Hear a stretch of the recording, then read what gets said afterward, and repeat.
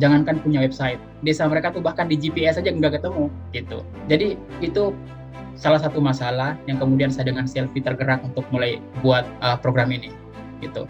Nah, ada banyak tuntutan sekolah-sekolah, kemudian ada juga teman-teman lain yang mau ikut gabung, dan ada program-program tambahan.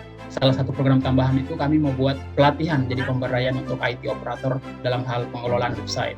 Jadi kemudian saya dengan Selfie rencana kita bentuk saja organisasi biar kita rekrut teman-teman, kita ajak teman-teman yang lain, anak-anak muda untuk gabung di organisasi. Jadi kami bentuk untuk Beta Peduli, kita buat websitenya, kita mulai ajak teman-teman untuk gabung, dan kita buat program-program prospektif program yang bakal ada di Beta Peduli. Untuk sekarang kita punya 3 program.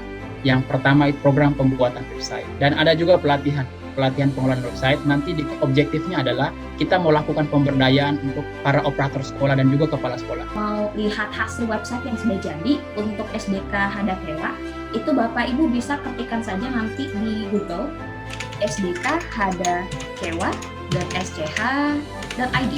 Nah, ini dia halaman website-nya. Di sini ada selamat datang, jadi ini nanti akan dinamis sesuai dengan nama sekolah masing-masing. Menurut data mungkin baru sekitar 3,5% ya desa di seluruh Indonesia yang masih baru punya website. Artinya bahwa ini peluang Beta Peduli untuk bisa berkontribusi, kita bisa memfasilitasi itu. Dan saya percaya bahwa sumber daya masyarakat di desa masih cukup terbatas ya, dalam artian bahwa desa-desa di pelosok kita itu pimpinannya itu agak kurang, anak muda tuh tidak terlalu terlibat, masih banyak orang-orang tua, dan saya rasa bahwa kehadiran kita bisa membantu itu. Tentu pembuatan website ini kontribusinya adalah keterbukaan informasi, dan juga ini momen yang penting untuk kita bisa memperkenalkan potensi desa.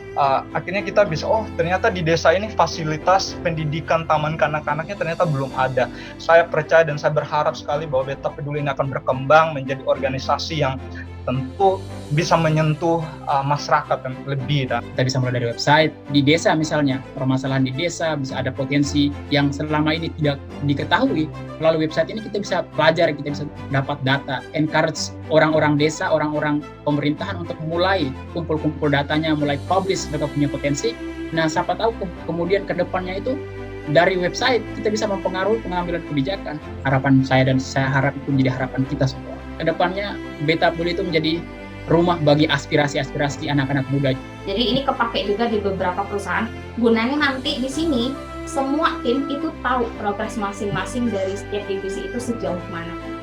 Dari divisi desain nih, 2 minggu ini programnya yang sedang jalan apa.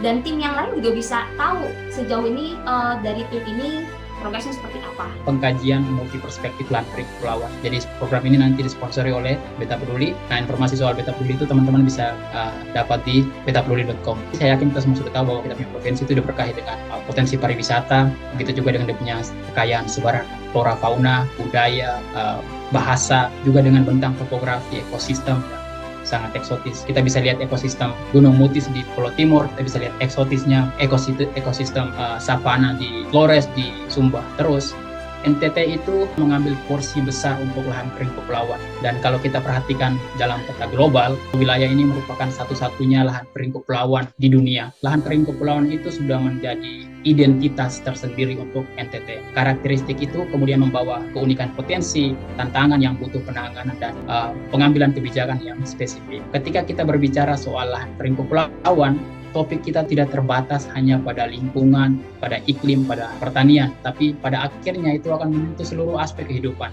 mulai dari ekonomi, pendidikan, kesehatan, sampai dengan aktivitas sosial kita, manusia lahan kering kepulauan itu sendiri. Saya lihat bahwa kajian lahan kering kepulauan ini seharusnya merupakan kajian yang sangat strategis untuk kita bahas.